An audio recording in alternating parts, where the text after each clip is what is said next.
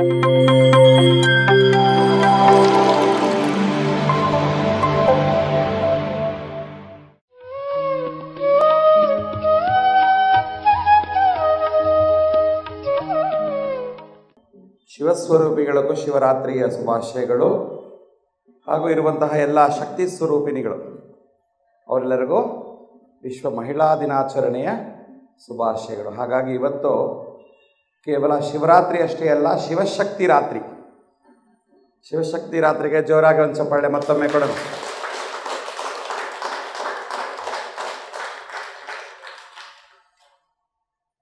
ಗುರುಗಳಾದಂತಹ ಬ್ರಹ್ಮರ್ಷಿ ಪಿತಾಮಹರು ಪತ್ರಿಜಿ ಹಾಗೂ ಎಲ್ಲ ಗುರು ಹಿರಿಯರು, ಇಲ್ಲಿರುವಂತಹ ಪ್ರತಿಯೊಂದು ಮಾಸ್ಟರ್ಸ್, ಪ್ರತಿಯೊಂದು ಗುರುಗಳು, ಪ್ರತಿಯೊಂದು ಪರಮಾತ್ಮನ ಸ್ವರೂಪಿಗಳು.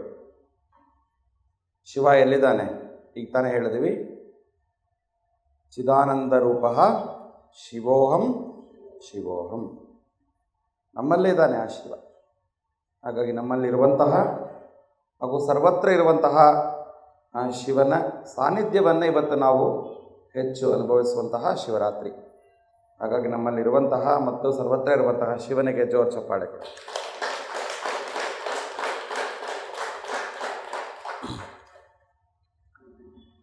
ಶಿವನ ಬಗ್ಗೆ ಹೇಳಬೇಕಾದ್ರೆ ಒಂದು ಶಿವರಾತ್ರಿ ಸಾಕಾಗೋದಿಲ್ಲ.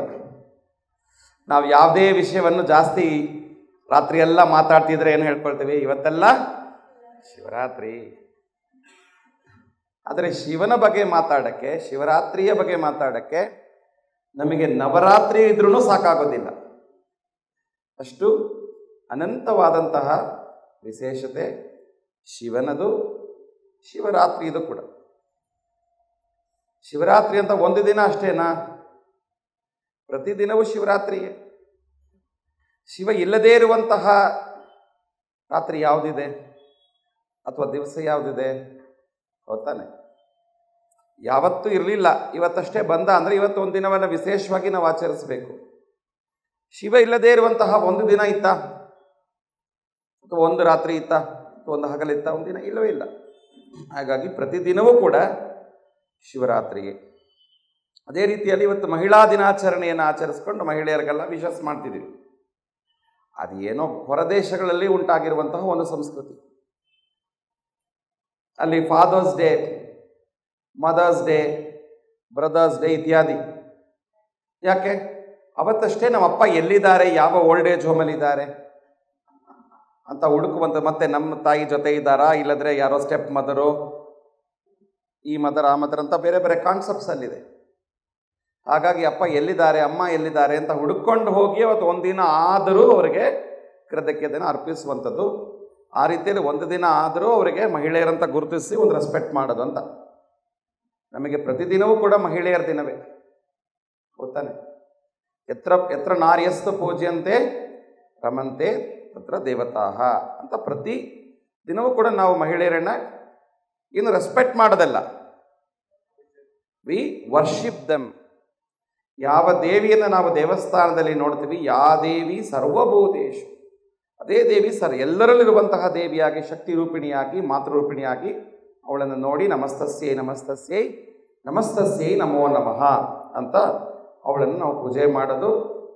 ಸಣ್ಣ ಮಗುವಾಗಿದ್ದರೆ ಬಾಲ, ಒಂದು ಯುವಕಿಯಾಗಿದ್ದರೆ ಷೋಡಸಿ, ಗೃಹಿಣಿಯಾಗಿದ್ದರೆ ಗಿರಿಜಾ, ಮಾತೆಯಾಗಿದ್ದರೆ ಆ ಮಾತೃಕಾ ರೂಪಿಣಿಯಾಗಿ, ಈ ಥರ ಹಲವಾರು ರೂಪದಲ್ಲಿ ಅನ್ನವನ್ನು ಬಡಿಸುವಾಗ ತುಂಬ ಪ್ರೀತಿಯಿಂದ ಮನೆಯಲ್ಲಿ ಅಡುಗೆ ಕೆಲಸ ಮಾಡಿ ನಮಗೆಲ್ಲ ಅನ್ನವನ್ನು ಬಡಿಸುವಾಗ ಅವಳೇ ಅನ್ನಪೂರ್ಣೇಶ್ವರಿ. ಎಷ್ಟೋ ಮನೆಗಳಲ್ಲಿ ಅವಳು ಹೊರಗೋಗಿ ಕೆಲಸ ಮಾಡಿ ತರುವಂಥ ದುಡ್ಡಿಂದನೇ ಸಂಸಾರ ನಡಿಬೇಕು. ಲಕ್ಷ್ಮಿ, ವಿದ್ಯೆಯನ್ನು ಕೊಡುವಂತಹ ಸರಸ್ವತಿ, ಧೈರ್ಯವನ್ನು ಕೊಡುವಂತಹ ಪಾರ್ವತಿ, ಕೋಪ ಬಂದರೆ ಭದ್ರಕಾಳಿ, ಚಾಮುಂಡಿ, ಎಲ್ಲ ಬೇಕಿದೆ.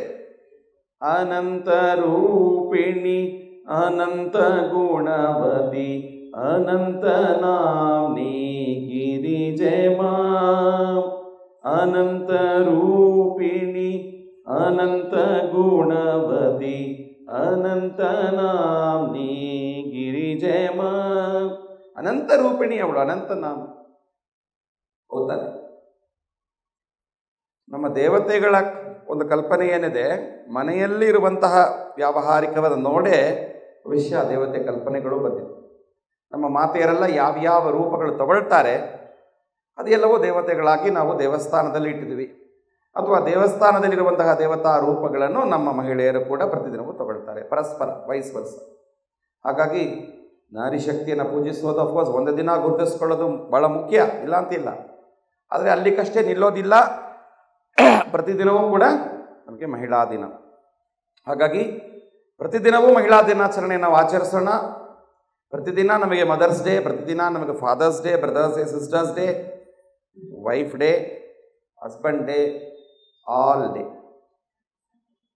ಸೊ ಹಾಗಾಗಿ ಅದ್ರ ವಿಶೇಷವಾಗಿ ಇವತ್ತೊಂದು ದಿನ, ಯಾವತ್ತು ಒಂದು ದಿನ, ಯಾಕೆಂದರೆ ಅದನ್ನು ನಮಗೊಂದು ಪ್ರೇರಣೆ ಕೊಡೋಕ್ಕೆ ದಿನ ಧ್ಯಾನ ಮಾಡ್ತೀವಿ. ಒಂದು ದಿನ ನಾವು ಸಂಕಲ್ಪ ಮಾಡ್ಕೊಳ್ಳೋದು, ಈಗ ಯೋಗ ದಿನ, ಧ್ಯಾನ ದಿನ ಅಂತ ಮಾಡ್ಕೊಳ್ಳೋದು. ಪ್ರತಿದಿನವೂ ರಾಮನ ನಾವು ಪೂಜೆ ಮಾಡ್ತೀವಿ, ರಾಮನ ನವಮಿ, ಪ್ರತಿದಿನವೂ ಧ್ಯಾನ ಮಾಡ್ತೀವಿ, ಬುದ್ಧ ಪೂರ್ಣಿಮಾ ಅಂತ ಒಂದು ದಿನ. ಆ ರೀತಿಯಲ್ಲಿ ಇದು ಕೂಡ ತಪ್ಪಿಲ್ಲ, ನಾನು ಹೇಳೋದು. ಬಟ್ ಅಲ್ಲಿಗೆ ಸೀಮಿತವಾಗಬಾರ್ದು, ಪ್ರತಿದಿನವೂ ನಾವು ಅದನ್ನು ಆಚರಿಸಬೇಕು.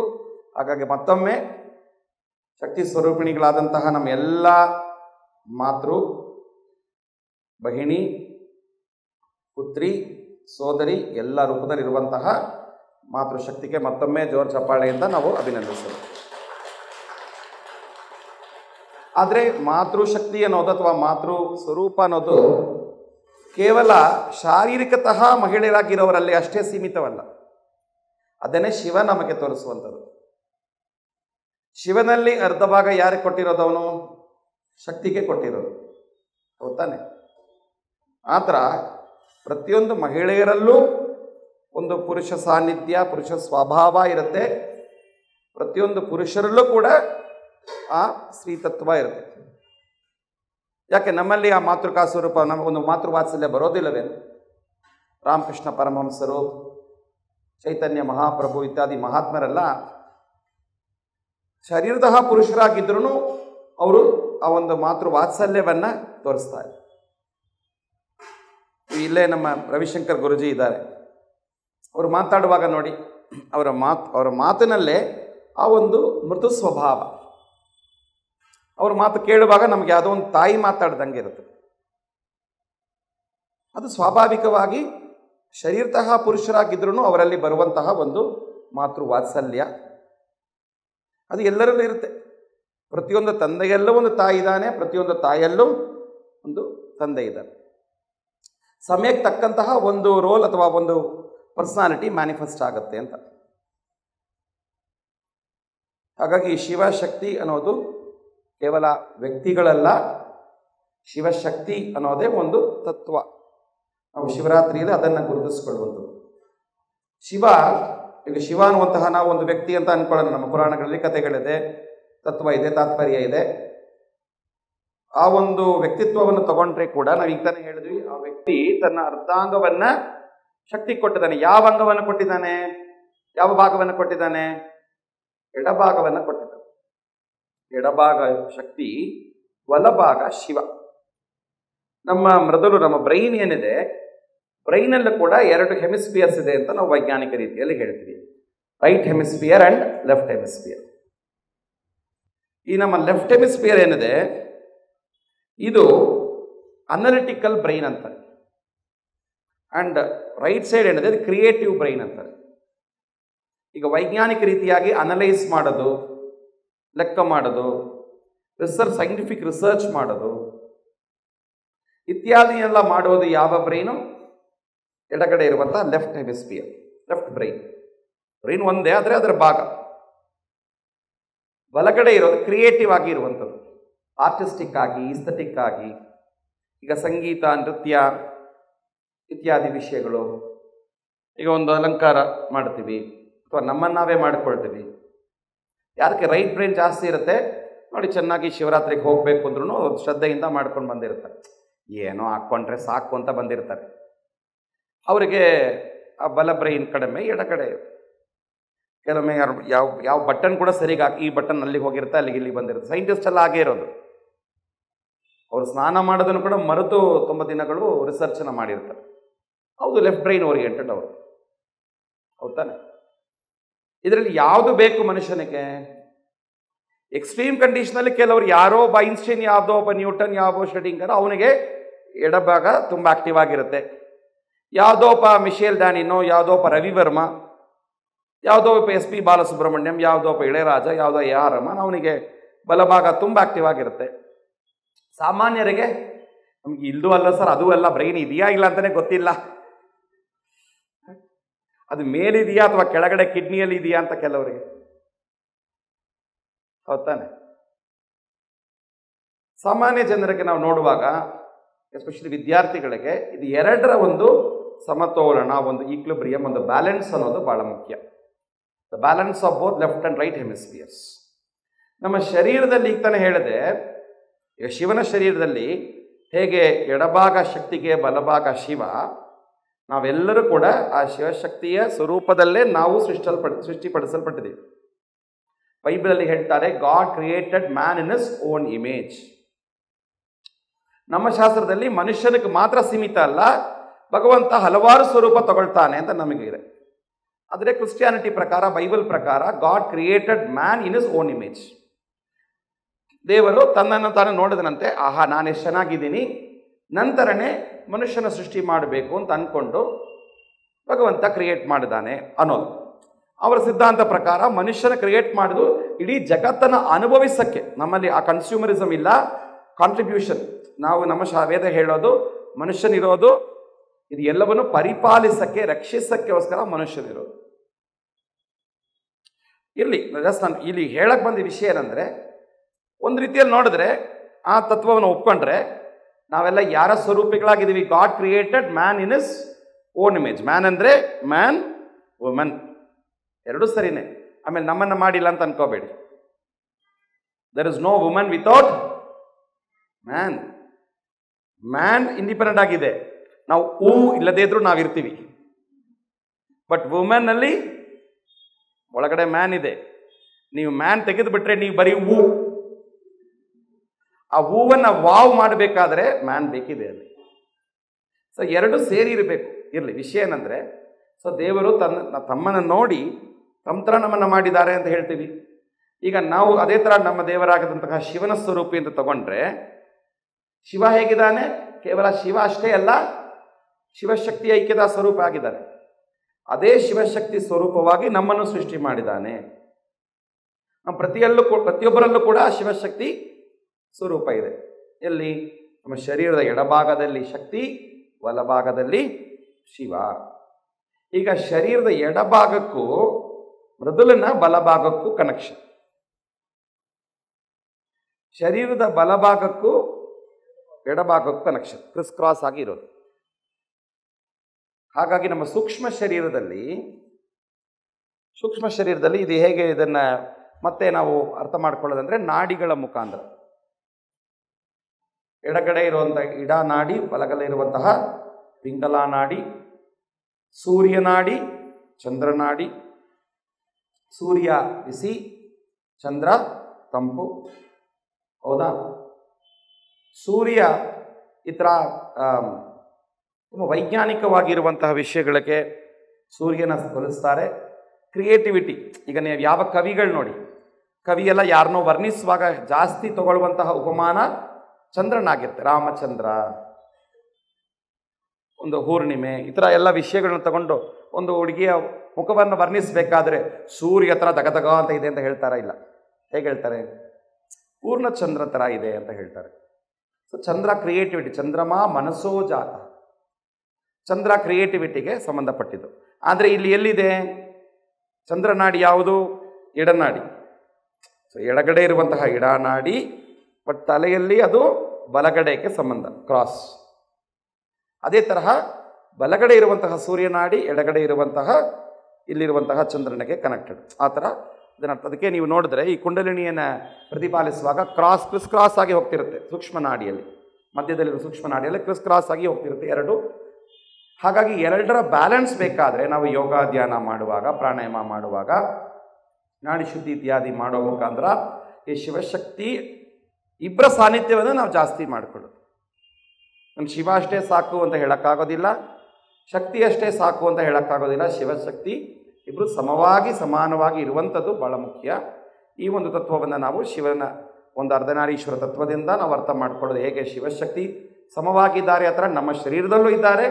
ನಮ್ಮ ಶರೀರದಲ್ಲಿರುವಂತಹ ಶಿವಶಕ್ತಿಯ ಒಂದು ಸಾನ್ನಿಧ್ಯ ನಮ್ಮ ಮೃದಲ್ಲಿ ಅದು ಎಫೆಕ್ಟ್ ಆಗಿ ಜೀವನದಲ್ಲೂ ಕೂಡ ಅದು ಆ ರೀತಿಯಲ್ಲಿ ಬರ್ತಿರುತ್ತೆ. ಸೊ ನಮ್ಗೆ ಎರಡೂ ಬೇಕು. ಯಾವ ಸಮಯದಲ್ಲಿ ಲೆಕ್ಕಾಚಾರ ಮಾಡಬೇಕು ಆ ಥರ ಮಾಡಬೇಕು. ಒಂದು ದಾನ ಧರ್ಮ ಮಾಡಬೇಕಾ, ಲೆಕ್ಕಾಚಾರ ಮಾಡಬಾರ್ದು. ಆವಾಗ ಪ್ರೀತಿ, ವಾತ್ಸಲ್ಯ, ಕಾರುಣ್ಯ ಇತ್ಯಾದಿ ಭಾವನೆಗಳು ಬರಬೇಕು. ಅದು ಪಾರ್ವತಿ, ಅದು ಅನ್ನಪೂರ್ಣೇಶ್ವರಿ, ಅದು ಗಿರಿಜಾ, ಅದು ಮಾತೃಕಾ ಸ್ವರೂಪ. ಸೊ ಎಲ್ಲಿ ಯಾವುದನ್ನು ತರಬೇಕು ಅನ್ನೋದು ಜೀವನದ ಒಂದು ಅಮೂಲ್ಯವಾದಂತಹ ಒಂದು ಸೂಕ್ಷ್ಮತೆ, ಶಿವತತ್ವ, ಅದನ್ನು ನಮಗೆ ಗುರುತಿಸುವಂಥದ್ದು. ಇದನ್ನು ಹೇಳ್ತಾ ಇನ್ನೊಂದು ಕತೆ ಹೇಳ್ತೀನಿ. ನಮಗೆಲ್ಲ ಗೊತ್ತಿದೆ ತ್ರಿಮೂರ್ತಿಗಳು. ಯಾವ ತ್ರಿಮೂರ್ತಿಗಳು? ಬ್ರಹ್ಮ, ವಿಷ್ಣು, ಮಹೇಶ್ವರ. ಗೊತ್ತಾನೆ? ಈ ಮುಮ್ಮೂರ್ತಿಗಳಿಂದ ತ್ರಿಮೂರ್ತಿಗಳಿಂದನೇ ಸೃಷ್ಟಿ, ಸ್ಥಿತಿ, ಲಯ ಆಗಿರುವಂಥದ್ದು. ಇವರು ಮೂರು ಬೇರೆ ಬೇರೆನಾ? ಇಲ್ಲ. ಹಾಗೇನು ಒಂದೇ ಆದಂತಹ ಪರಮಾತ್ಮ ಮೂರಾಗಿದ್ದಾನೆ. ಏಕೋಹಂ ಬಹುಸ್ಯಾಮಃ. ನಾವೇ ಮನೆಯಲ್ಲಿದ್ದಾಗ, ಮನೆ ಕೆಲಸ ಮಾಡ್ತಿರುವಾಗ ನಾವು ಒಂದು ರೀತಿಯ ಕಂಫರ್ಟಬಲ್ ಬಟ್ಟೆಯಲ್ಲಿ ಇದ್ದಿರ್ತೀವಿ. ಇಲ್ಲಿ ಬರುವಾಗ ತಕ್ಕಂತಹ ಮಾಡ್ಕೊಳ್ತೀವಿ. ಆಫೀಸ್ ಹೋಗುವಾಗ ಇರ್ತೀವಿ. ಆಫೀಸ್ ಹೋದಾಗ ಅಲ್ಲಿ ಒಂದು ಹೆಸರು ಬೇರೆ ಆಗುತ್ತೆ. ಡ್ಯೂಟಿ ಪ್ರೊಫೆಸರ್ ಅಂತಾರೆ ಅಥವಾ ಆಫೀಸರ್ ಅಂತಾರೆ, ಏನೋ ಅಂತ ಹೇಳ್ತಾರೆ. ಮನೆ ಬಂದಾಗ ನಮ್ಮ ಮಕ್ಕಳು ಅಪ್ಪ ಅಂತ, ತಂದೆ ಅಂತ, ಅಣ್ಣ ಅಂತ ಕರೀತಾರೆ. ಒಬ್ಬೊಬ್ಬರು ಒಂದೊಂದು ಕಡೆ ಒಂದೇ ವ್ಯಕ್ತಿಗೆ ಅಕಾರ್ಡಿಂಗ್ ಟು ದ ರೋಲ್ ಅವನ ವೇಷಭೂಷಣಗಳು, ಅವನ ಹೆಸರು ಇತ್ಯಾದಿ ಬದಲಾಗೋದು. ಆ ರೀತಿಯಲ್ಲಿ ಒಂದೇ ಆದಂತಹ ಪರಮಾತ್ಮ ಹಲವಾರು ಸ್ವರೂಪವನ್ನು ತಗೊಳ್ತಾನೆ. ಇದು ನಮಗೆ ಸ್ಪಷ್ಟವಾಗಿದೆ. ನಾವು ವಿವಿಧವಾಗಿ ವಿಭಿನ್ನ ರೀತಿಯಲ್ಲಿ ಅವನು ಮೊನ್ನೆ ರಾಮಲಲ್ಲ ಬಂದ್ರ, ರಾಮ ರಾಮ ರಾಮ ಅಂತ ಅಷ್ಟು ಮೈ ಮೆರೆದು ರಾಮನ ನಾವು ನೆನಪುಕೊಳ್ತೀವಿ. ಶಿವರಾತ್ರಿ ಬಂತ ತಕ್ಷಣ ಸ್ವಿಚ್ ಓವರ್ ಆಗ್ತೀವಿ, ಶಿವ ಶಿವ ಅಂತೀವಿ. ಜನ್ಮಾಷ್ಟಮಿ ಬಂತ ನಾವೆಲ್ಲ ಗೋಪಾಲರಾಗಿ ಗೋಪಿಯರಾಗಿ ಕೃಷ್ಣನ ಅನುಭವಿಸ್ತೀವಿ. ಆದರೆ ನಮ್ಮೆಲ್ಲರಿಗೂ ಗೊತ್ತು, ಈ ರಾಮ, ಈ ಕೃಷ್ಣ, ಈ ಶಿವ ಎಲ್ಲರೂ ಒಂದೇ. ಅದರಲ್ಲಿ ನಮ್ಗೆ ಯಾವ ಸಂಶಯ ಇಲ್ಲ. ಭಾರತೀಯರಿಗೆ, ಸನಾತನಿಗಳಿಗೆ ವಿಭಿನ್ನತೆಯಲ್ಲಿ ಈ ಒಂದು ವಿಶೇಷತೆ. ನಮ್ಮಲ್ಲಿ ವಿಭಿನ್ನತೆಯಲ್ಲಿ ಒಂದು ಏಕತಾ, ವಿಭಿನ್ನತೆಯಲ್ಲಿ ಒಂದು ವಿಶೇಷತೆ, ಈ ಡೈವರ್ಸಿಟಿಯಲ್ಲಿ ಒಂದು ಸ್ಪೆಷಾಲಿಟಿ ಇದೆ, ಯುನೀಕ್ನೆಸ್ ಇದೆ. We should celebrate it. ಅದನ್ನೇ ನಾವು ಮಾಡ್ತೀವಿ. ಹಾಗಾಗಿ ಬ್ರಹ್ಮ ಸೃಷ್ಟಿಕರ್ತ, ವಿಷ್ಣು ಸ್ಥಿತಿಕರ್ತ, ಶಿವ ಲಯಕರ್ತ. ನಾಶವಲ್ಲ. ಕೆಲವರು ಶಿವ ಅಂದರೆ ನಾಶ ಅಂತ ಹೇಳ್ಬಿಡ್ತಾರೆ. ಲಯ, ಲಯ ಅಂದರೆ ಏನು? ಒಂದು ಓಡೋದು. ನಾವು ಯೋಗ, ಯೋಗ ಅಂದರೆ ಏನು? ಕೈಕಾಲು ಅಲ್ಲಾಡಿಸೋದು, ಉಸಿರಾಡೋದು. ಇನ್ಯಾವುದು? ಯೋಗ ಅಂದರೆ ಐಕ್ಯತೆ.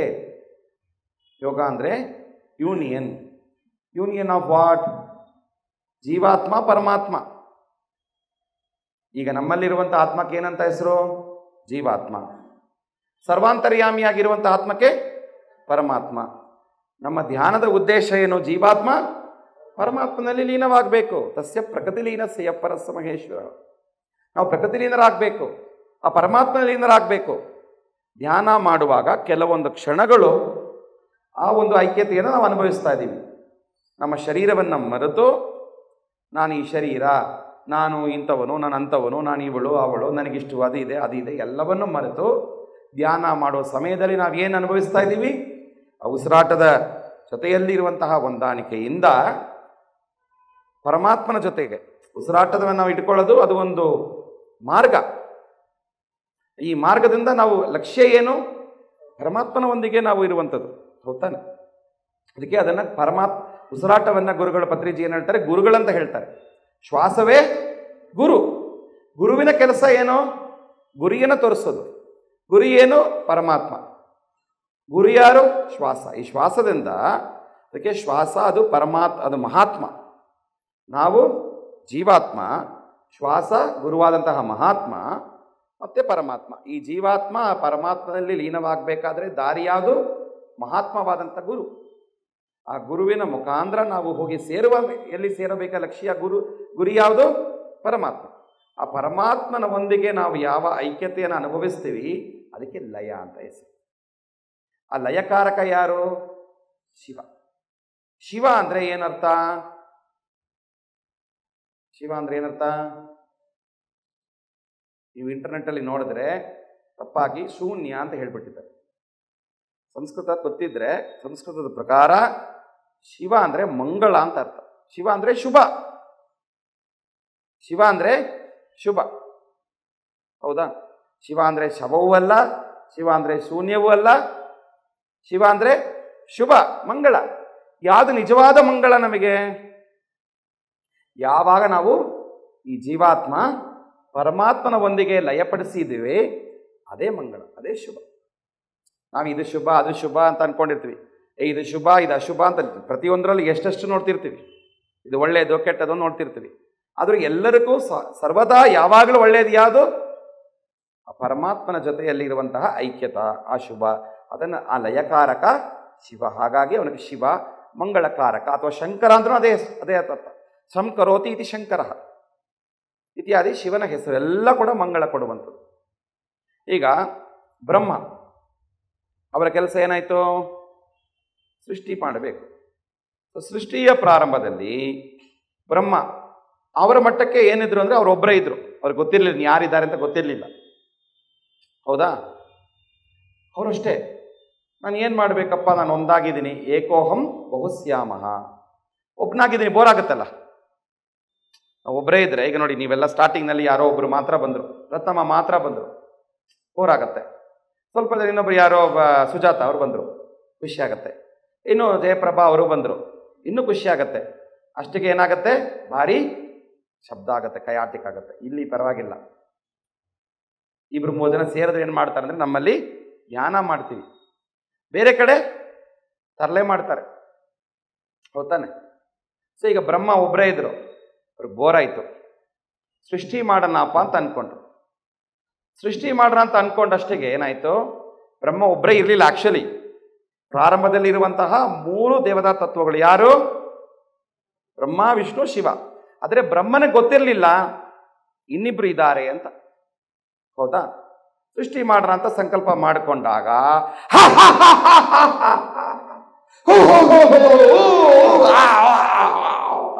ಭಾರಿ ಶಬ್ದವಾಯಿತು. ಭಯ ಪಟ್ಬಿಟ್ರು. ಯಾರು? ನೀವೆಲ್ಲ. ಬ್ರಹ್ಮನೇ ಭಯ ಪಡ್ಕೊಂಡ್ರು.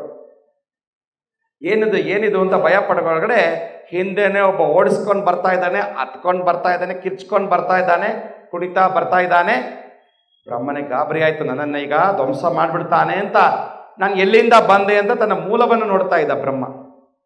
ಬ್ರಹ್ಮ ಯಾವುದರ ಮೇಲೆ ಇದ್ದ? ತಾವರೆಯಲ್ಲಿ ಇದ್ದ, ಹೂವಲ್ಲಿದ್ದ. ಈ ಹೂ ಎಲ್ಲಿಂದ ಬಂತು ಅಂತ ರೂಟ್ ನೋಡ್ತಾ ಇದ್ದ, ಮೂಲವನ್ನು ನೋಡ್ತಾ ಇದ್ದ.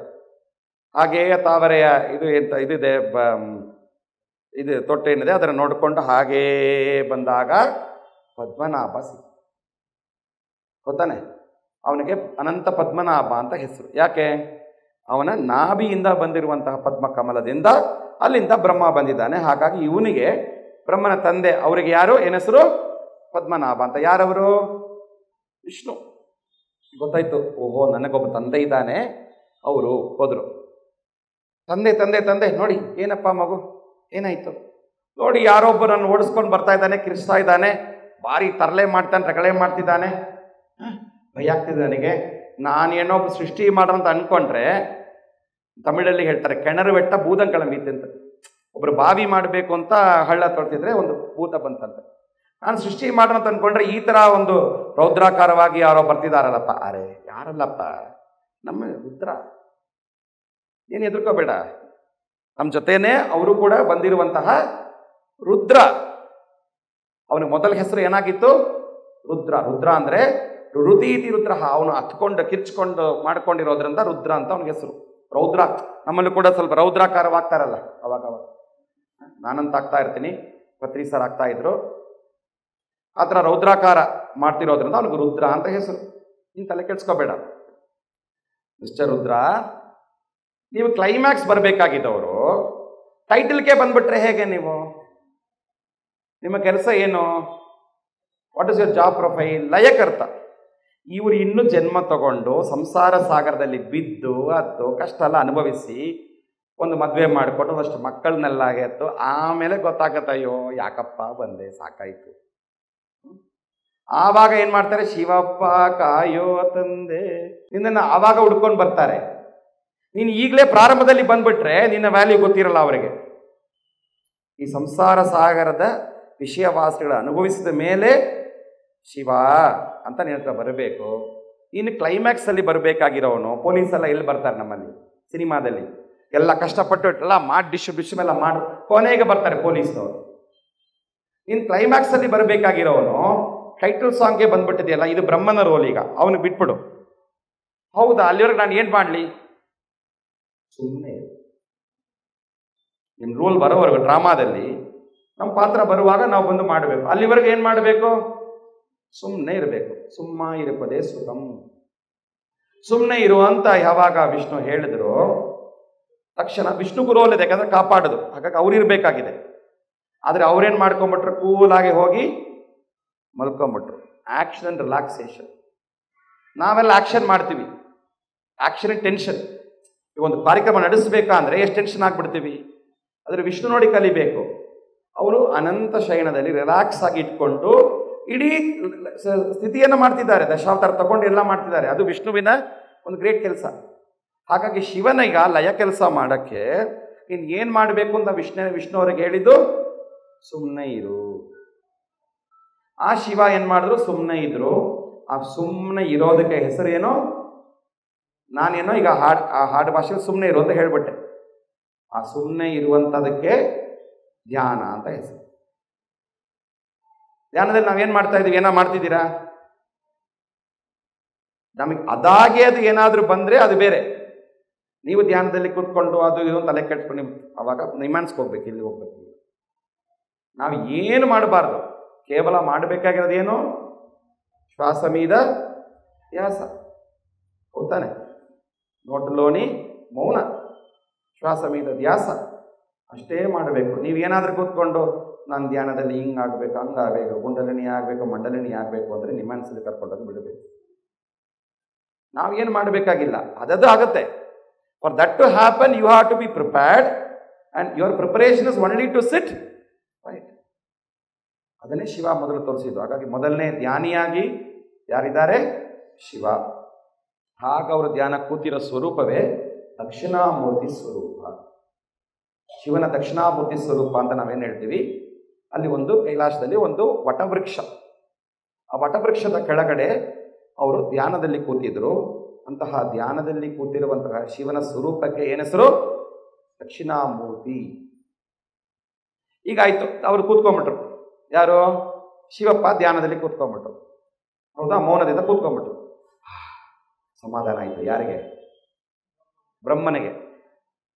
ಆಯ್ತಪ್ಪ, ನಮ್ಮ ಕೆಲಸ. ತಂದೆ ವಿಷ್ಣು ಹೇಳಿದ್ರು, ಮಗು proceed, go with your work. ಅವ್ರು ಏನು ಮಾಡಬೇಕಿತ್ತು? ಸೃಷ್ಟಿ ಮಾಡಬೇಕಿತ್ತು. ಮೊದಲನೇ ಪ್ರಾಡಕ್ಟೇ ಸ್ವಲ್ಪ ಭಯಾನಕವಾಗಿ ಆಗಿತ್ತು. ಅಂದರೆ ಇದು ಅವನ ಪ್ರಾಡಕ್ಟ್ ಅಲ್ಲ. Shiva is not Brahma's product. He was also a parallel of his bearer. ಅವ್ರಿಗೆ ಗೊತ್ತಿರಲಿಲ್ಲ. ಇಷ್ಟು ತಿಳಿಸಿದ ಮೇಲೆ ಶಿವ ಧ್ಯಾನದಲ್ಲಿ ಕೂತಿದ್ರು. ತನ್ನ ಲಯವನ್ನು ಮಾಡೋಕ್ಕೆ ಕಾಯ್ತಾ ಇದ್ದಾರೆ, ಧ್ಯಾನದಲ್ಲಿದ್ದಾರೆ. ಇಷ್ಟಕ್ಕೆ ಬ್ರಹ್ಮ ತನ್ನ ಸೃಷ್ಟಿಯನ್ನು ಮುಂದುವರಿಸೋಕ್ಕೆ ಪ್ಲ್ಯಾನ್ ಮಾಡಿ ಸಂಕಲ್ಪ ಮಾಡಿದರು. ಸಂಕಲ್ಪ ಮಾಡಿದ್ರೋ ಇಲ್ಲವೋ ಅವರ ಮನಸ್ಸಿಂದ 4 ಮಕ್ಕಳು ಹೊರಗೆ ಬಂದರು. ಒಂದಲ್ಲ, ಈಗಿನ ಕಾಲದಲ್ಲಿ ಒಂದಾಗೋದೇ ಭಾರಿ ಕಷ್ಟ ಆಗ್ತಿದೆ ಸ್ವಾಮಿ ಅಂತಾರೆ ಎಲ್ಲರೂ. ಬ್ರಹ್ಮ ಆವಾಗ ಏನು ಮಾಡಿದ್ರು? 4 ಮಕ್ಕಳು ಹೊರಗೆ ಬಂದರು. 4 ಬ್ರಹ್ಮಚಾರಿಗಳು ಬಂದರು. ಅವರಿಗೆ ಹೆಸರು ಸನಕ, ಸನಾತನ, ಸನಂದನ, ಸನತ್ಕುಮಾರ. ಏನು? ಸನಕ, ಸನಾತನ, ಸನಂದನ, ಸನತ್ಕುಮಾರ. ಸನಕಾದಿ ಮುನಿಗಳು ಅಥವಾ ಸನಕಾದಿ ಯೋಗಿಯರು. ನೀವು ಕೇಳಿರ್ತೀರ, ಸನಕಾದಿ ಋಷಿಗಳು, ಸನಕಾದಿ ಮುನಿಗಳು, ಸನಕಾದಿ ಯೋಗಿಯರು ಇತ್ಯಾದಿ ನಾವು ಹಾಡುಗಳಲ್ಲಿ ಹಲವಾರು ಕಥೆಗಳಲ್ಲಿ ಬರ್ತಾ ಇರ್ತಾರೆ. ಅವರೇ ಬ್ರಹ್ಮನ ಸೃಷ್ಟಿಯಲ್ಲಿ ಬಂದಿರುವಂಥ ಮೊದಲನೇ 4 ಸೃಷ್ಟಿ. ಆ ಸನಕಾದಿ ಋಷಿಗಳು ಏನು ಬಂದಿದ್ದಾರೆ, ಅವರು ಬಂದ್ರಲ್ಲ, ನಾನು ಹೇಳಿದೆಲ್ಲ. ಈಗ ಇಲ್ಲಿ ಮೊದಲಿಗೆ ನಮ್ಮ ಲೀಲಾಮ್ಮ ಅವರು ಬಂದಿದ್ರು. ಅವ್ರು ಏನು ಮಾಡ್ತಿದ್ರು ಅಂದರೆ ಕ್ಲೀನ್ ಮಾಡಿ ಎಲ್ಲ ಜೋಡಿಸಿ ಮಾಡ್ತಿದ್ರು. ರತ್ನಮ್ಮ ಬಂದರು. ಅವ್ರೇನು ಮಾಡಿದ್ರು? ನಾನೇ ಮಾಡ್ತೀನಿ ಅಂತ ಜೋಡಿಸ್ಕೊಂಡ್ರು. ಈಗ ಅಕಸ್ಮಾತ್ ಅವರು ಮಾಡಿಲ್ಲ, ಧ್ಯಾನ ಮಾಡ್ತಿದ್ರು. ರತ್ನಮ್ಮ ಏನು ಮಾಡ್ತಿದ್ರು? ಧ್ಯಾನವೇ ಮಾಡ್ತಾರೆ. ಮೊದಲಿಗೆ ಒಬ್ಬರು ಏನು ಮಾಡ್ತಾರೆ ಅದನ್ನು ಬೇರೆಯವರು ಫಾಲೋ ಮಾಡ್ತಾರೆ. ಕೃಷ್ಣ ಗೀತೆಯಲ್ಲಿ ಹೇಳ್ತಾನೆ, ಯದ್ಯತ್ ಆಚರತಿ ಶ್ರೇಷ್ಠ ಲೋಕ ಅಂತ ಅದನ್ನು ವರ್ತತೆ. ಈ 4 ಮಕ್ಕಳು ಬಂದರು. ಈಗ ಅವ್ರಿಗೆ ಗೊತ್ತಿರಲಿಲ್ಲ ಏನು ಮಾಡಬೇಕು ಅಂತ, ಯಾಕಂದರೆ ಹೊಸದಾಗಿ ಬಂದಿದ್ದಾರೆ. ಅರ್ಥ ಆಗ್ತಿದೆಯಾ? ಏನು ಮಾಡಬೇಕು ಗೊತ್ತಿರಲಿಲ್ಲ. ಅವ್ರು ನೋಡ್ತಿದ್ರು, ಒಬ್ರು ಕೂತ್ಕೊಂಡು ಏನೋ ಮಾಡ್ತಿದಾರಪ್ಪ. ಏನು ಮಾಡ್ತಿದ್ದಾರೆ? ಧ್ಯಾನ ಮಾಡ್ತಿದ್ದಾರೆ. ಯಾರು? ಶಿವ. ಏನು ಹೆಸರು? ದಕ್ಷಿಣಾಮೂರ್ತಿಯಾಗಿ ಧ್ಯಾನ ಮಾಡ್ತಿದ್ದಾರೆ. ತಕ್ಷಣ 4 ಜನ, ಇಲ್ಲಿ ಹೂವಾಕಿದೆ, ತೆಗೆದು ನೋಡಿದ್ರೆ ಇಲ್ಲಿ ಗೊತ್ತಾಗುತ್ತೆ. ಈ ಕಡೆ 2, ಆ ಕಡೆ 2, 4. ಹೌದಾ? 4 ಜನ ಋಷಿಗಳು ಕೂತ್ಕೊಂಡು ಏನು ಮಾಡಕ್ಕೆ ಶುರು ಮಾಡಿದ್ರು? ಧ್ಯಾನವೇ ಮಾಡಕ್ಕೆ ಶುರು ಮಾಡಿದ್ರು. ಸನಕಾದಿ ಋಷಿಗಳು ಕಣ್ಮುಚ್ಚಿ ಮೌನದಲ್ಲೇ ಕೂತಿದ್ದಾರೆ. ಯಾರು? ಗುರುವಾದಂತಹ ಶಿವನು ಮೌನದಲ್ಲೇ ಕೂತಿದ್ದಾರೆ. ಶಿಷ್ಯರಾದಂತಹ ಸನಕಾದಿ ಋಷಿಗಳು ಮೌನದಲ್ಲೇ ಕೂತಿದ್ದಾರೆ. ನಮ್ಮ ಥರ ಬ್ಲಾ ಬ್ಲಾ ಬ್ಲಾ ಮಾತಾಡ್ತಿರ್ಲಿಲ್ಲ. ಆದರೆ ಇವರ ಮನಸ್ಸಿನಲ್ಲಿ ಸಂಶಯಗಳು ಬಂದಿರುತ್ತೆ ನೋಡಿ. ಏನು? ನಾವು ಯಾರು? ಅವ್ರಿಗೆ ಫಸ್ಟ್ ನಾವು ಯಾರಂತಲೇ ಗೊತ್ತಿರಲಿಲ್ಲ. ಯಾಕಂದರೆ ಫಸ್ಟ್ ಪ್ರಾಡಕ್ಟ್ಸ್ ಅವರು. They were not clear of who they are. So who am I? Second question, why am I here? ನಾನು ಯಾಕೆ ಇಲ್ಲಿದ್ದೀನಿ? Third, what am I suppose to do? ನಾನು ಏನು ಮಾಡಬೇಕು? Fourth, where will I go further? ಅರ್ಥ ಆಗ್ತಿದೆಯಾ? Who am I, where am I, why am I, where am I going to go ಇತ್ಯಾದಿ ಪ್ರಶ್ನೆಗಳು ಅವರಲ್ಲಿ ಉಂಟಾಗ್ತಿದೆ. ಅದಷ್ಟಕ್ಕೂ ಉತ್ತರ ಸಿಗ್ತಾ ಇತ್ತು ಯಾವಾಗ? ಧ್ಯಾನದಲ್ಲೇ, ಮೌನದಲ್ಲೇ. ಗುರೋಸ್ತು ಮೌನಂ ವ್ಯಾಖ್ಯಾನಂ ಶಿಷ್ಯಾಸ್ತು ಚಿನ್ನ ಸಂಶಯ. ಗುರುವು ಮೌನದಲ್ಲೇ ಇದ್ರು, ಶಿಷ್ಯರು ಮೌನದಲ್ಲೇ ಇದ್ರು. ಈ ಮೌನದಿಂದ ಇವರ ಮನಸ್ಸಲ್ಲಿ ಉಂಟಾಗುವಂಥ ಸಂಶಯಗಳಿಗೆ ಅವರ ಮನಸ್ಸಿಂದ ಉತ್ತರಗಳು ಬರ್ತಾ ಇತ್ತು. ಚಿನ್ಮುದ್ರಾಧಾರಿಯಾಗಿ ಅವರು ಕೂತಿರುವಂತಹ ಆ ಒಂದು ಸ್ವರೂಪದಲ್ಲಿ ಜ್ಞಾನವನ್ನು ಕೊಡುವಂತಹ, ಹಾಗಾಗಿ ಜ್ಞಾನಯೋಗಿಯಾದಂತಹ ಶಿವನ ಸ್ವರೂಪವಾಗಿ ಆ ದಕ್ಷಿಣಾಮೂರ್ತಿ ಸ್ವರೂಪ ಸೃಷ್ಟಿಯ ಪ್ರಾರಂಭದಲ್ಲೇ ಸನಕಾದಿ ಋಷಿಗಳಿಗೆ ಜ್ಞಾನವನ್ನು, ಧ್ಯಾನವನ್ನು, ಜ್ಞಾನ ಧ್ಯಾನ 2 ಮುಖ್ಯ. ಜ್ಞಾನ ತಿಳ್ಕೊಳ್ಳೋದು, ಅದನ್ನು ಆಚರಿಸೋದು ಧ್ಯಾನ. ಈ ಜ್ಞಾನ ಧ್ಯಾನ 2 ಕೂಡ ಸೈಮಲ್ಟೇನಿಯಸ್ ಆಗಿ ಉಪದೇಶ ಮಾಡಿರುವಂತಹ ಆ ಜ್ಞಾನ ಧ್ಯಾನ ಐಕ್ಯತಾ ಸ್ವರೂಪಿಯಾಗಿರುವಂತಹ ದಕ್ಷಿಣಾಮೂರ್ತಿ ಶಿವನ ಮೊದಲನೇ ಸ್ವರೂಪವಾಗುತ್ತೆ. ಆ ದಕ್ಷಿಣಾಮೂರ್ತಿಯನ್ನು ನಾವು ಕೂಡ ಸ್ಮರಿಸ್ಕೊಳ್ತಾ, ಈಗ ಇನ್ನೊಂದು ಬರ್ಬೋದು. ಈಗ ಇವರೆಲ್ಲ ಕೂತ್ಕೊಂಡ್ಬಿಟ್ರಲ್ಲ ಧ್ಯಾನಕ್ಕೆ. ಈ ಬ್ರಹ್ಮನ ಪ್ರಾಬ್ಲಮ್ ಈಗ ಮತ್ತೆ ಏನಪ್ಪ, ಮೊದಲಿಗೆ ಒಂದು ಸಾಫ್ಟ್ವೇರ್ ಮಾಡಿದೆ, ಫೇಲಿಯರ್ ಆಯ್ತು, ಕಯಾಟಿಕ್ ಆಯಿತು, ಶಿವ ಬಂದ. ಇನ್ನು ಮಾಡಿದೆ 4 ಜನ ಮಕ್ಕಳು ಬಂದರು, ಅವರು ಅವನ ಹಿಂದೆ ಕೂತ್ಕೊಂಡ್ಬಿಟ್ರು, ಶಿವನೇ ಅಂತ ಕೂತ್ಕೊಂಡ್ಬಿಟ್ರು. ಮತ್ತೆ ಪ್ರಜೆಗಳು ಬರೋದು ಹೇಗೆ? ನನ್ನ ಸೃಷ್ಟಿಯನ್ನು ಹೇಗಪ್ಪ ಮಾಡೋದು? ಮತ್ತೆ ತಂದೆ ವಿಷ್ಣು ಹೇಳಿ, ನೋಡಪ್ಪ ನಿನ್ನ ಸಾಫ್ಟ್ವೇರೇ ತಪ್ಪಾಗಿದೆ, ನಿನ್ನ ಸಾಫ್ಟ್ವೇರ್ ಡಿಸ್ಇಂಟಗ್ರೇಟ್ ಮಾಡ್ಕೊ. ಹೇಗೆ? ನೀನು ಒಬ್ಬನೇ ಬಂದಿದೀಯ ತಾನೆ? ನೋಡಿ ಮಂಜುನಾಥ್ ಸರ್ ನೋಡಿ ಯಾವಾಗಲೂ ಉತ್ತಮವಾದ ಕೆಲಸ ಮಾಡ್ತಾರೆ. ಯಾಕೆ?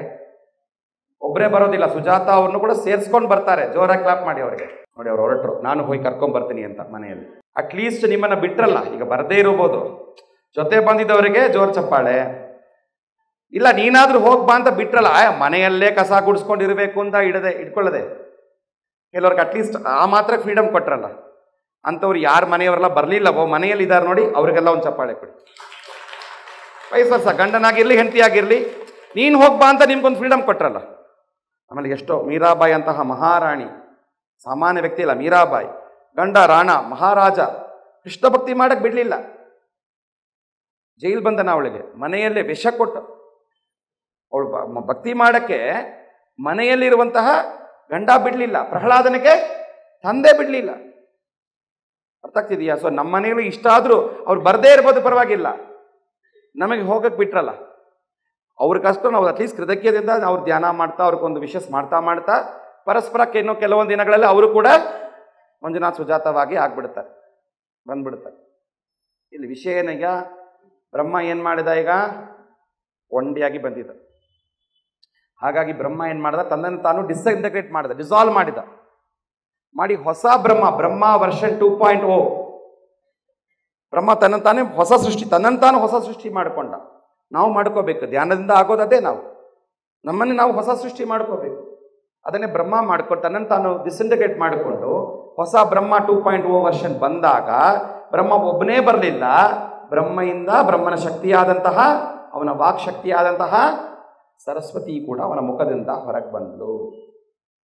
ಈಗ ಬ್ರಹ್ಮ ಸರಸ್ವತಿ ಇಬ್ಬರು ಬಂದಾದ್ಮೇಲೆ ಅವರಿಬ್ಬರ ಒಂದು ಶಕ್ತಿ ಸಾನ್ನಿಧ್ಯದಿಂದ ಈಗ ಒಳಗಿಂದ ಮನುವಂತಹ ಒಂದು ಮೊದಲನೇ ಮಾನವ ಬಂದ. ಮನು ಕೇಳಿದಿರಲ್ಲ, ಆ ಮನು, ನಾವೆಲ್ಲ ಮಾನವರು ಯಾಕೆ? ಮನುವಿನ ವಂಶ. ಅದನ್ನೇ ಇಂಗ್ಲೀಷಲ್ಲಿ ಕೂಡ ಅವರು ಮ್ಯಾನ್, ಈಗ ಹೇಳಿದಾರೆ ವುಮನ್, ಹ್ಯೂಮನ್ ಎಲ್ಲ ಎಲ್ಲಿಂದ ಕಾಪಿ? ಆಡಮ್ ಈವಿಂದ ಬರ್ತಾ ಇದೆಯಾ? ಇಲ್ಲ. ಮ್ಯಾನ್, ವುಮನ್, ಹ್ಯೂಮನ್ ಎಲ್ಲಿಂದ ಬಂದಿದೆ? ಮನುವಿಂದ ಬಂದಿರೋದು. ಆ ಮನು ಮೊದಲನೇ ಪ್ರಜೆಯಾಗಿ ಬ್ರಹ್ಮನ ಸೃಷ್ಟಿಯಲ್ಲಿ ಬರುವಂಥವನು. ಅದೇ ರೀತಿಯಲ್ಲಿ ಮತ್ತೊಂದು ಸ್ತ್ರೀ ರೂಪ. ಇವತ್ತು ಸ್ತ್ರೀ ದಿನ ಕೂಡ. ಸ್ತ್ರೀಗಳು ಮೊದಲನೇ ಸ್ತ್ರೀ ಯಾರು ಹೇಳಿ? ಮೊದಲನೇ ಮಾನವ ಹೇಳ್ಬಿಡ್ತೀವಿ. ಈಗ ಮನು ಹೇಳಿದೆ. ಮನು ಯಾರು? ಮೊದಲನೇ ಮಾನವ. ಆವಾಗ ಮಿಸಸ್ ಮನು ಯಾರು? ಅವರು ಫಸ್ಟ್ ಮಾನವಿ. ಅರ್ಥ ಆಗ್ತಿದೆಯಾ? ಬ್ರಹ್ಮ ಸರಸ್ವತಿ ಬಂದ ಮೇಲೆ ಅವರ ವರ್ಷನ್ ಡೆವಲಪ್ಮೆಂಟ್ ಆದಮೇಲೆ ಬ್ರಹ್ಮನ ಹೊಸ ಸಾಫ್ಟ್ವೇರ್ ಕ್ರಿಯೇಷನಲ್ಲಿ ಈಗ ಒಬ್ಬರು ಬರಲಿಲ್ಲ. ಸನಕಾದ್ರಿ ಅವ್ರು 4 ಜನ ಬಂದರು, ಪ್ರಯೋಜನ ಇಲ್ಲ. ಬರೀ 4 ಗಂಡಸರು ಬಂದಿರೋದ್ರಿಂದ ಸೃಷ್ಟಿ ಆಗ್ತಿತ್ತಾ? ಆಗ್ತಿಲ್ಲ. ಧ್ಯಾನ ಮಾಡ್ತಿದ್ರು ಅವರು. ಈಗಲೂ ಇದ್ದಾರೆ ಚಿರಂಜೀವಿಗಳು, ಈಗಲೂ ಧ್ಯಾನ ಮಾಡ್ತಿದ್ದಾರೆ, ಜ್ಞಾನ ಕೊಡ್ತಾ ಇದ್ದಾರೆ. ಸನಕಾದಿ ಋಷಿಗಳು ಸಾಮಾನ್ಯರಲ್ಲ ಅವರು. ಅರ್ಥ ಆಯ್ತಾ? ಋಷಿ ಪರಂಪರೆ ಅಲ್ಲಿಂದ ಬರ್ತಾ ಇದೆ. ಋಷಿ ಪರಂಪರೆಗೆ ಜೆನೆಟಿಕಲಿ ಬರಬೇಕು ಅಂತಿಲ್ಲ.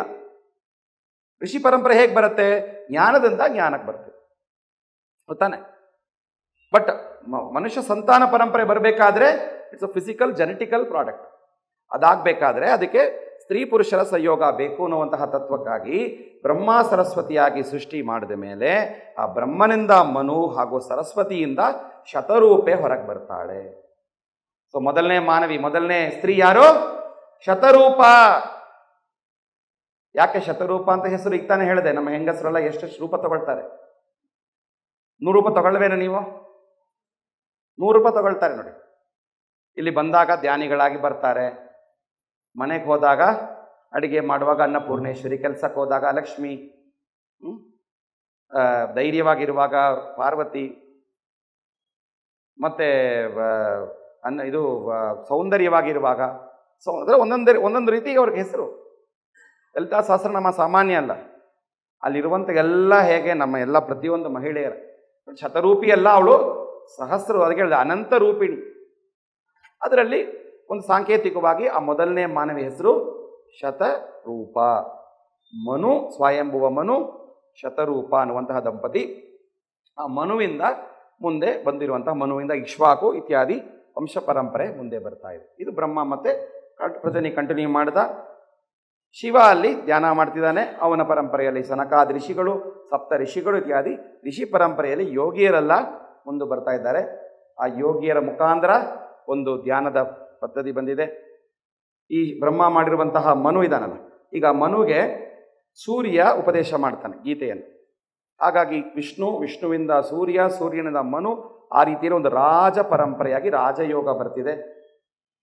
ಇದು ಧ್ಯಾನ ಯೋಗ. ಹೇಗೆ ಶಿವ ದಕ್ಷಿಣಾಮೂರ್ತಿಯಾಗಿ ಸನಕಾದಿ ಋಷಿಗಳಿಗೆ, ಅನಂತರ ಸಪ್ತ ಋಷಿಗಳಿಗೆ, ಅದನಂತರ 18 ಸಿದ್ಧ ಪುರುಷರಿಗೆ, ಈ ರೀತಿಯ ಶಿವನ ಧ್ಯಾನ ಯೋಗದ ಪರಂಪರೆ ಮುಂದೆ ಬರ್ತಾ ಇದೆ. ಈ ಥರ ಅನೇಕ ಯೋಗ ಪರಂಪರೆ. ಉದ್ದೇಶ ಎಲ್ಲ ಒಂದೇ, ಯಾವುದು? ಜೀವಾತ್ಮ ಪರಮಾತ್ಮ ಲಯ ಐಕ್ಯ. ಆ ಲಯಕರ್ತ ಶಿವ. ಸೊ ಶಿವನ ಈ ಒಂದು ಸ್ವರೂಪ ದಕ್ಷಿಣಾಮೂರ್ತಿ ಸ್ವರೂಪ, ಆದಿ ಸ್ವರೂಪ. ಆದಿಯೋಗಿ ಅಂತ ಹೇಳ್ತಾರೆ, ಅದು ಪಾದಿಯೋಗಿಯಾಗಿದೆ ಅಷ್ಟೇ. ಪಾದಿ ಅಂದರೆ ಅರ್ಧ, ಸಂಪೂರ್ಣವಾಗಿ ದಕ್ಷಿಣಾಮೂರ್ತಿ ಹೀಗೆ ಕೂತಿರೋದು, ಹೌದಾ? ಪಾದಿಯೋಗಿ ಅರ್ಧ ಇರೋದು. ಇರಲಿ, ಪರವಾಗಿಲ್ಲ, ಅಟ್ಲೀಸ್ಟ್ ಅಷ್ಟಾದರೂ ಮಾಡಿ ಇಷ್ಟೆಲ್ಲ ಯೋಗ ಪ್ರಚಾರ ಆಗ್ತಿದೆ. ಆದರೆ ಆ ಆದಿಯೋಗಿ ಹೇಗಾದ ಅವನು ಅನ್ನುವಂತಹ ವಿಷಯ ದಕ್ಷಿಣಾಮೂರ್ತಿ ಸ್ವರೂಪದಿಂದ ಅವನು ಜ್ಞಾನಿಯಾಗಿ ಆದಿ ಯೋಗೀಶ್ವರನಾಗಿ ಶಿವ ಇರುವಂಥದ್ದನ್ನು ತಿಳ್ಕೊಂಡಿದ್ದೀವಿ. PMC ಕನ್ನಡ ಚಾನೆಲ್ ಅನ್ನು ಲೈಕ್ ಮಾಡಿ, ಶೇರ್ ಮಾಡಿ, ಸಬ್ಸ್ಕ್ರೈಬ್ ಮಾಡಿ ಮತ್ತು ಮಾಡಿಸಿ. ಎಲ್ಲರಿಗೂ ಧನ್ಯವಾದಗಳು.